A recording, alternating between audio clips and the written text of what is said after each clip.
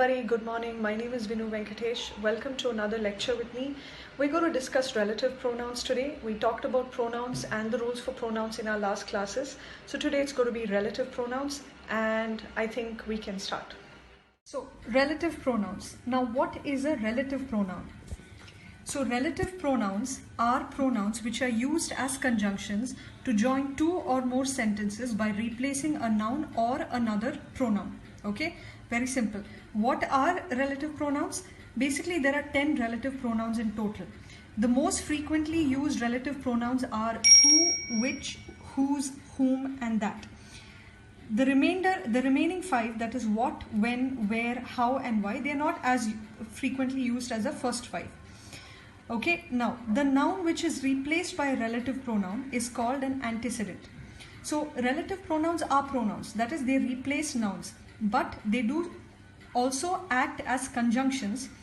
So they act as conjunctions to join two or more sentences by replacing a noun or another pronoun. That is a relative pronoun. Okay, example: the man in red shirt is Virat, who is the captain of the Indian team. Now in such a case, we can split the sentence into two. The man in red shirt is Virat. Virat is a captain of the Indian team. So how can we join the two sentences? We can join the two sentences by a conjunction as well as a pronoun. Such a thing is called relative pronoun. So what is the relative pronoun here? Who, because it is joining the two sentences. And what noun is it replacing? It is replacing Virat. So Virat is the antecedent. Okay, so the man in red shirt is Virat, who is the captain of the Indian team. Similarly, Virat, who is the captain of the Indian team, scored a century. So this again here, this sentence can be split into two. Virat scored a century. Virat is the captain of the Indian team, and we can join these two sentences like what has been done here. How? By using the relative pronoun who. So who acts as a conjunction as well as a relative pronoun because it replaces the noun Virat. So Virat is the antecedent. Remember, antecedent. So Virat, who is a captain of the Indian team, scored a century. Similarly, Mumbai is a city which is full of tall buildings. This sentence again can be split into two, and the way it has been joined is by using which as a relative pronoun which replaces the antecedent city, and which is also a conjunction because it joins two sentences. What are the two sentences? Mumbai is a city.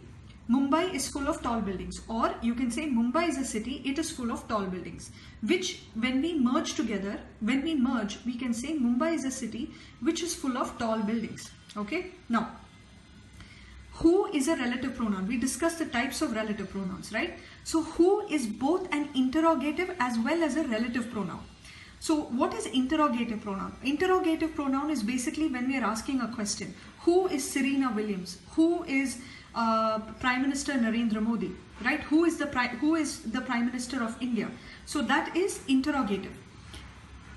But if it is used to refer to a specific person, then it is a relative pronoun. So when who is used to replace or refer to a specific person, then it becomes a relative pronoun.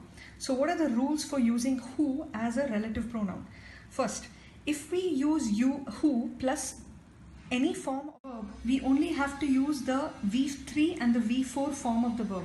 What is V3? Is the passive tense or the past participle or the perfect participle. Things like had eaten, had placed. There is no singular. It's the same in the singular, and the V4 is the ing form, like eating, playing, etc. It's the same in the singular, those as well as plural. Okay, next, if who is used with does, do, or did, then only then we can use any form of the verb except V1. What is V1? V1 is a present plural, right? There are 5 forms of the verbs, V1 to V5. V1 is present plural, V2 is the past singular and plural, singular or plural, it doesn't matter. V3 and V4 we discussed, and V5 is the present singular. So here we can use any of the forms except V1 when who is used with does, do, or did. But when who is used with does, do, or did plus not, then we have to use only V1. For example, who did not go to school. Go is what? Present plural, right? That is V1. We cannot use any other form. We cannot say who did not going to school or who did not had gone to school. Those are all wrong. Example, who does live here? So live is which form? It is present singular. So it is present plural, right?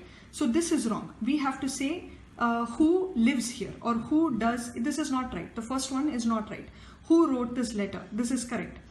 Who does not like my classes? Here like is V1. It is present plural. Who did this job? This is right. Who has eaten the breakfast? That is also fine. Okay, next, the verb after the... So the next relative pronoun is whom. So as a relative pronoun, it is used for the object or entity about which something is spoken of. Okay. Now, like whom can also be used as an interrogative pronoun, IP, because we are asking a question here. It can also be used as a relative pronoun. But when it is used as a relative pronoun, it is used for the object or entity about which we're talking about. For example, Federer, whom everyone knows, is a tennis player. Why is it whom and not who? Let us split the sentence. Federer is a tennis player, right? Everyone knows Federer. That's how we would split this sentence. Now, in the first sentence, what is the subject? Federer. In the second sentence, what is the subject? Everyone knows Federer. Everyone. So what is Federer in the second sentence? It is an object. That Federer, object Federer, is replaced by the relative pronoun whom. Because Federer is an object in the second sentence and we want to replace it. That's why we are using whom instead of who. Got it? Next. The minister awarded the man whom helped the poor child. Split the sentence. Together we should use who or whom. The minister awarded the man. The man helped the poor child. So in the first sentence, subject is minister, object is man. But in the second sentence, subject is man, object is poor child. We are trying to say that the subject helped the poor child, which is the man, and therefore we have to use who. Okay? The minister awarded the man who helped the poor child. The woman who everyone thought to be a bandit was actually a queen. Now, again, here it is who and whom. Okay? So if we split the sentence, let's split. The woman was actually a queen. Everyone thought that the woman was a bandit. So everyone is the subject in the second sentence, and the woman is actually the object. So it should be whom. The woman whom everyone thought to be a bandit was actually a queen. The woman is a subject in the first sentence, but in the second sentence, it is the object. And we are trying to replace that object. We are trying to join the two sentences by using the object in the second sentence. That's why we have to use whom instead of who. Thieves whom the dog bit fled quickly. Correct, right? Thieves fled quickly. First sentence. Second, the dog bit the thieves, or the thieves were bitten by the dog. In both cases, in the second sentence, thieves is the object, and we are trying to connect those two sentences by replacing thieves as the object in the second sentence. Next, he is a rogue who none trusts. Always try to split the sentence, okay? Meaningful sentences. He is a rogue. None trust him, okay? Or no one trusts him. So him is a object which we are trying to replace using the relative pronoun whom. So since him is an object, we have to use whom and not who when we join the two sentences. Keep that in mind. Next, the players who he selects will play in the match, okay? Now in this case, what are we trying to say? The players will play in the match. The players will be selected by him. So the players are actually the object in the second sentence. That's why we have to replace who and play, and that's why we have to remove who and use whom instead. So the players whom he selects will play in the match. Whom do you think will win the match? Here we have to use who do you think will win the match. Here, who is an interrogative pronoun because it's simply the subject. There's no need to use whom because it's the object. Okay, so who will win the match? He will win the match, or they will win the match. In both cases, we are referring to the subject, and therefore we have to use who instead of whom. Okay. Next relative pronouns are which and that. Now here there are certain rules that we have to follow. When to use which, when to use that, when to use who. Now, whenever there is a person and an animal and a thing, then the relative pronoun to be used is that. When all is used and refer to people, we can use who or that. When all is referring to animals or things, then we have to use that. Okay. What's the other one? Yes.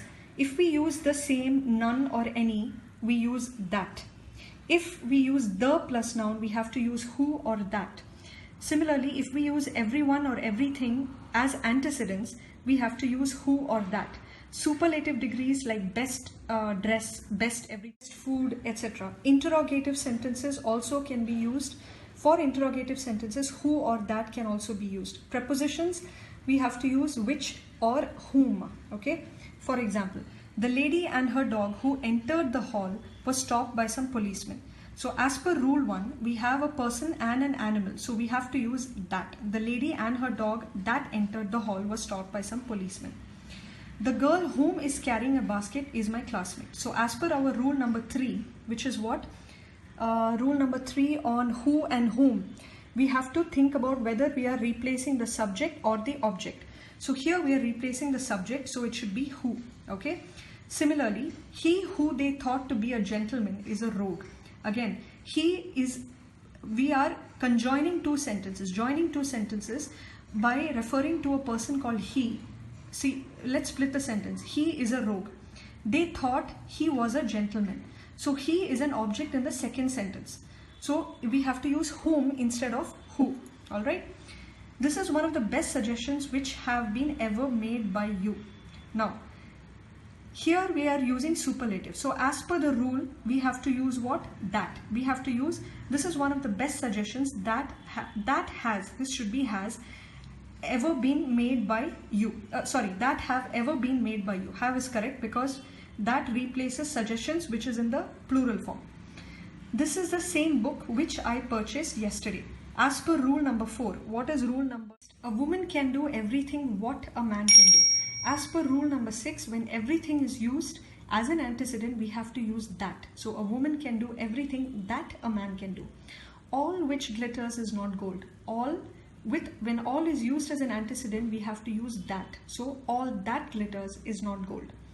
Who is here who does not love ice cream? Now, who is here that does not love ice cream? As per rule number 8. What is rule number 8? 8 says interrogative sentences, we have to use who or that. Okay, last. Whose is this house which looks nice? Right? Whose is this house that looks nice? Now, here we are talking, here, why is that used instead of which?